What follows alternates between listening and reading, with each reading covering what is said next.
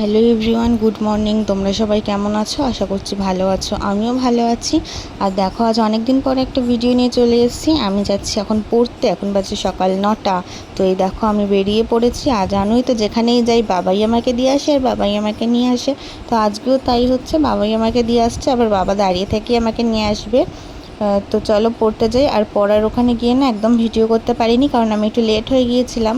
আর বাড়ি এসে একটু ফ্রেশও হতে পারিনি, ঠিক করে খেতেও পারিনি, তার আগে ওরা পড়তে চলে এসছে। তো তারপর শরীরটা এত খারাপ লাগছিল যে আর ভিডিওই করা হয়নি। তারপর দেখো, স্নান করে পুজো দিয়ে নিলাম, কারণ পুজো তো দিতেই হবে। আর দেখো মাকে কতটা সুন্দর লাগছে। মা তো এমনি সুন্দরী, কিন্তু তাও মাকে একটু সাজালে কতটা সুন্দর লাগে, তাই না? তো চলো এবার দেখো, মা রিমিকেও স্নান করিয়ে দিয়েছে। আসলে এতটা গরম পড়ছে যে ওদেরও একটু স্নানের দরকার হয়ে পড়ে। আর আজকে আমাদের খুব সিম্পল মেনু, ভাত, ডাল, আলু সিদ্ধ। তো চলো খেয়ে নিই, গরমে এর থেকে ভালো খাবার আর কী হতে পারে। আর এই দেখো, বিকেলে এখন রেডি হয়ে নিয়েছে, এখন শরীরটা একটু ভালো আছে, যাব নাচের ক্লাসে। আজকে নাচের ক্লাসে তবলার সাথে প্র্যাকটিস করানো হবে, যেহেতু সামনেই নাচের পরীক্ষা, তাই জন্য। আর নাচের ক্লাস থেকে চলেও এসেছি। দেখো আমার পায়ের কী অবস্থা।